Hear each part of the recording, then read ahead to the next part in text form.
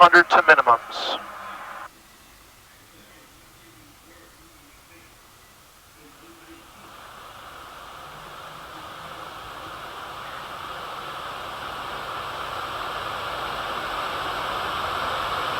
To minimums. We have the ground.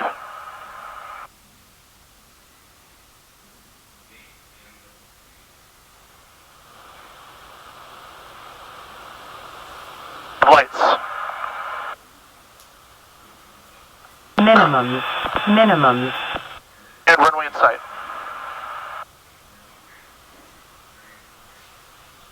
Full flaps. Big green down lock, prop full forward.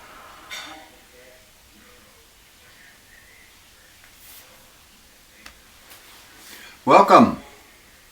This discussion will deal with the cockpit automation challenges we face flying IFR with today's advanced avionics. Our primary focus, however, will be on practical tools that can help manage some of these challenges. Yesterday our cockpit looked like that. Today more and more panels are beginning to look like this. You know, the advances in technology have been absolutely incredible. We have so much more information and capability. This, however, does introduce additional safety challenges.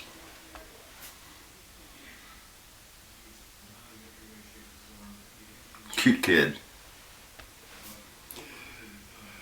But it does introduce challenges. I mean, just plain old confusion programming the GPS to get it to do what we want. Distractions that can cause us to maybe bust an altitude or fly through a localizer. Unexpected automation behavior. Why isn't the airplane descending on the glide slope? Or why isn't it turning? And just the sheer increase in the number of things we must manage and do takes away from our basic number one goal, and that's to fly the airplane. Now, I'm pretty sure that each of us have experienced some of these. I know I certainly have. Well, let's look at some tools that can help with some of this. You know, most pilots do not have an IFR checklist. And with today's avionics, there's a lot of button pushing and knob twirling required. And the less frequently you fly, the more likely that will happen. One thing I find that helps both student pilots as well as experienced ones transitioning to new avionics, or pilots who are simply not flying as regularly, is having an IFR approach checklist. But not just any old checklist, one that is tailored to you, your aircraft, and avionics. You know, on approaches, there are some 15 to 20 plus things you must physically do. And that's not counting the steps in a missed approach.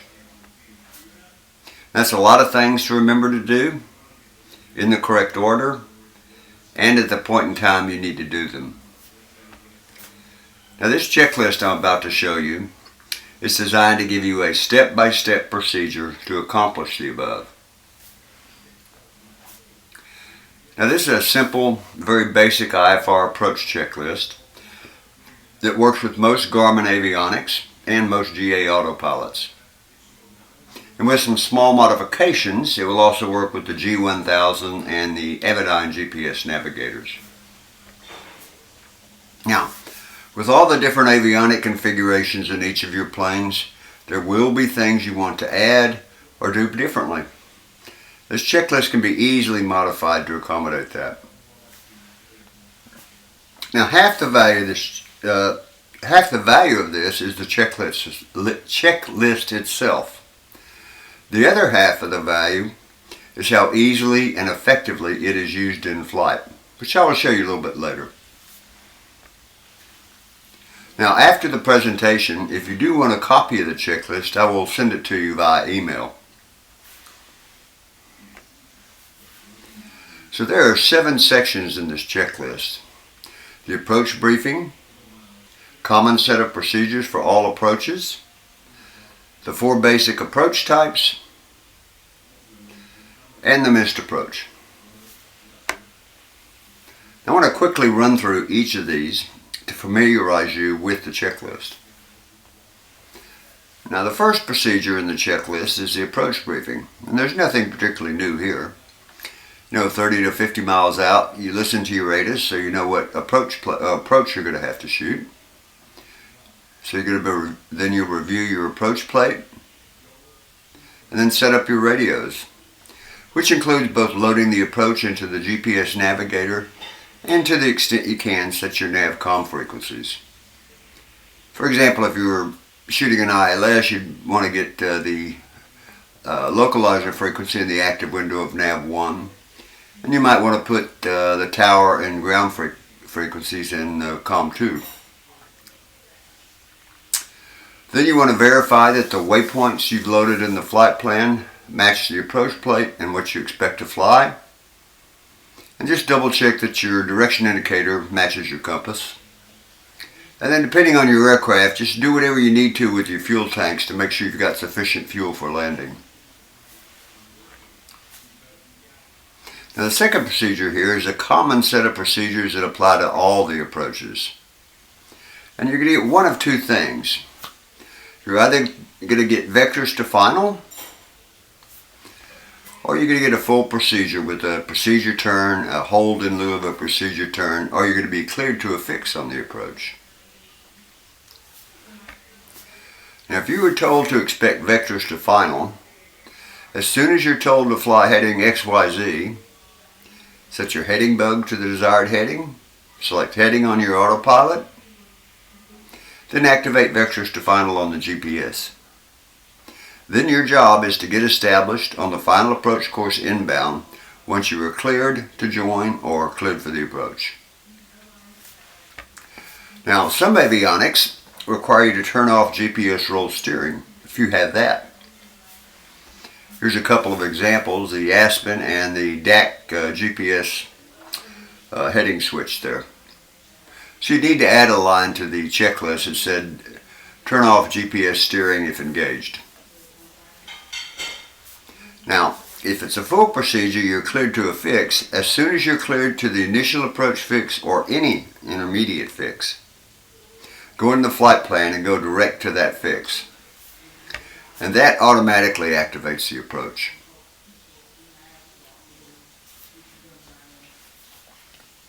Now, this is for an ILS once established inbound. So once you're established inbound, you want to verify or set the ILS frequency in the active window of your nav. Make sure that your course on your HSI or CDI is set to the published inbound course, and that your CDI is set to VLOC. Then you can select approach on the autopilot and manage any step-down fixes and altitudes per the approach plate.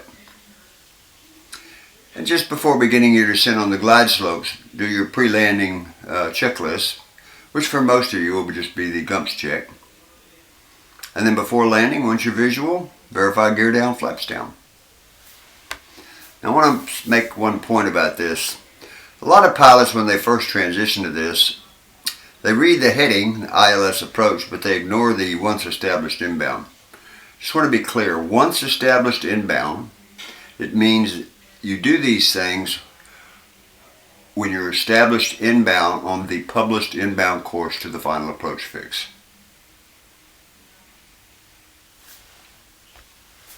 Okay, now this is for a GPS approach with a glide slope once established inbound.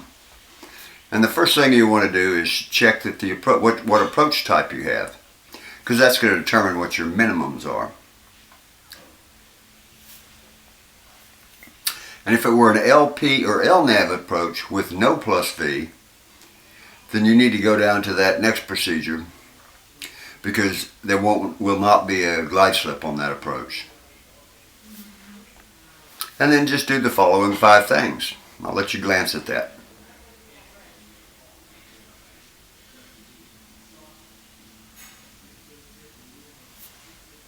Okay.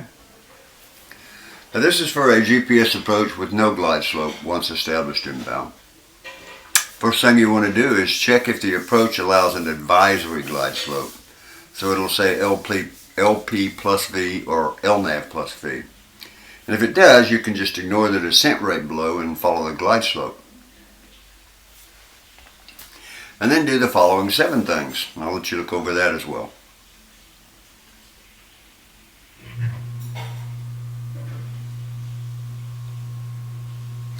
Now before we leave this slide, I want to go over a couple things. You know, for most non-precision approaches, a descent rate at the final approach fix down to your MDA of about 750 to 800 feet per minute works great. Some approaches, however, do require a steeper rate of descent, greater rate of descent. So you might want to use a stabilized approach descent rate for that. Now for those of you not familiar with the stabilized approach descent, I'll go over that a little later on. And also just remember that if there was a step down fix after the final approach fix, you must not descend to your MDA until passing that fix. Okay, this is for a VOR or localizer approach once established inbound. Now I wasn't going to go over this right now because it's just a combination of the things you've already seen. There is, however, one thing I wanted to point out. You know, most GA autopilots, if you're going to use the autopilot, you want to select approach once you're inbound. But you'll want to select nav, not the approach button, if you happen to have the G500 or GFC 500 or GFC 600 autopilots. Because in this autopilot, when you select approach, one of the things it does is it looks for a glide slope signal. And since there's not going to be a glide slope signal on the VOR localizer approach, it says, well, there's no glide slope here. I don't know what my pilot wants. So despite the fact you push the approach button, the autopilot actually goes into roll mode. And of course in roll mode, it's not following any course, it's just keeping the wings level. So be sure you modify the checklist if you happen to have one of these autopilots so that for any approach with no glide slope, you select nav and not the approach on the autopilot. Now here's some other examples of things you might want to add or need to do differently. Some avionics allow you to input your approach minimums or the missed approach altitude, so that's something you want to add. And some avionics like the 430 or 530 with the KFC 225 or KAP 140 autopilot require you to enable autopilot approach outputs for a GPS approach with a glide slope. So that's something you need to add if you have those avionics. Now, if any of you do have those avionics and you're interested in what's happening and why you have to do that, if you Google the KFC 225's internal GPS, there's an article that goes into great detail explaining all that. Now the last procedure in the checklist is the missed approach. So there's 4 things I want to say about this. First of all, you should memorize this procedure. That's just my opinion. Now if you think about it, on takeoff you're both mentally and physically prepared. If you have a go around button, that was pressed. Your trim is set, your cowl flaps were open, your GPS was programmed. If you were given on your release a heading and altitude, your heading bug was set. And if you have altitude pre-select, that was set. So all you really had to do was pitch up, clean up, and talk up. And that's something you do for every single takeoff, VFR or IFR. So those 3 things are already instilled in your hardcore memory.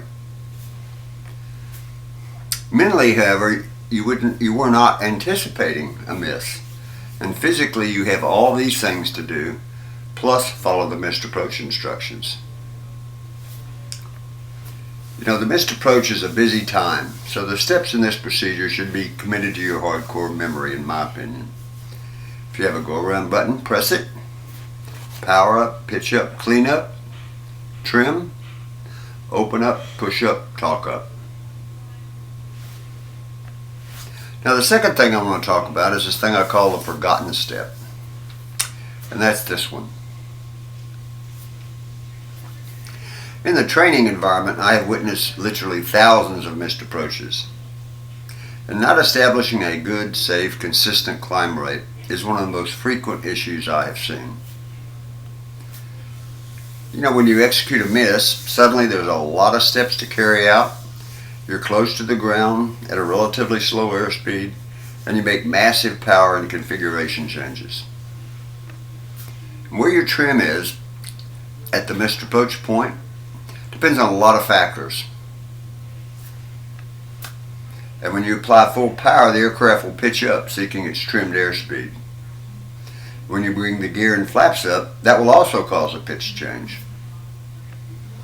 So those factors and aerodynamic reactions can cause a dangerously low airspeed situation, or you could find yourself not climbing or actually in a descent. So take a moment, and by a moment I mean 4 or 5 seconds, not a minute and a half, and trim approximately 5 to 7 degrees pitch up or for VY.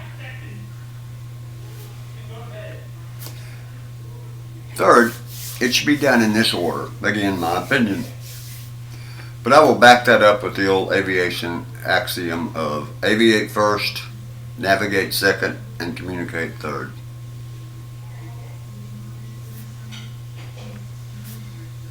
And lastly, once you're visual, do not try to salvage an unstable landing. Loss of control and all those other things I have listed there are the likely end result of that behavior. In most cases, a go-around is the safest option. Now, the latest Joseph T. Nail report shows that almost 1/2 of all GA accidents were in the landing phase of flight. An unstable landing attempt is just not a good or safe idea. So this is a sample of the checklist.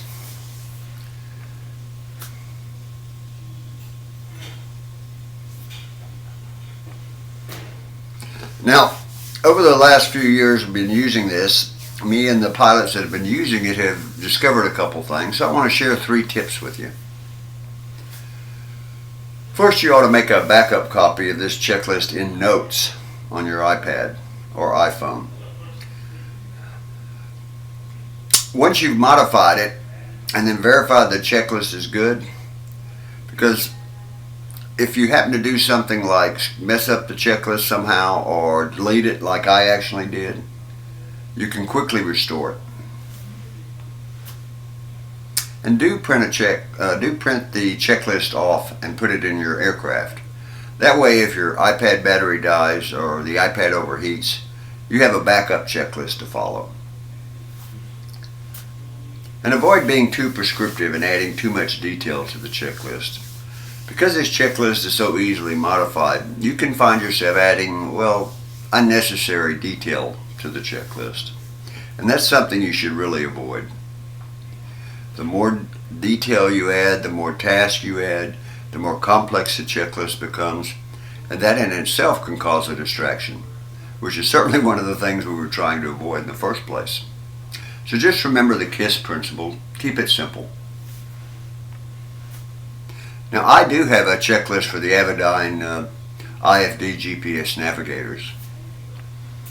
My issue with it is that I developed it using the IFD simulator, and I have not had access to an Avidyne equipped aircraft to fully test the checklist in flight.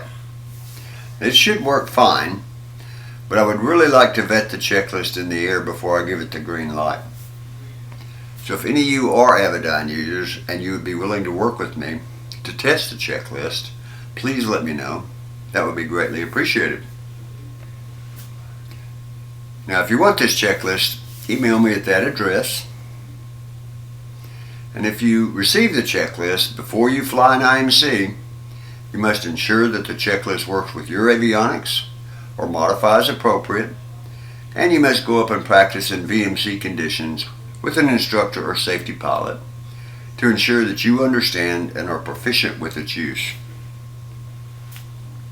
Now, remember earlier on I said that half the value is the checklist. and the other half of the value is how easily and effectively it is used in flight. Well, part 2 of this presentation goes over this point. So be sure to view the second video, because if you don't, you're only getting half the value. So to view part 2, just Google IFR approach checklist and multitasking, and this image will pop up. Now, in summary, this IFR checklist, it's structured, it's simple, it's easy to use, and it's a good aid in ensuring that I do what I need to do when I need to do it. So if I can help in any way, feel free to contact me. There's my contact information. Thank you for watching. Have fun. Be safe.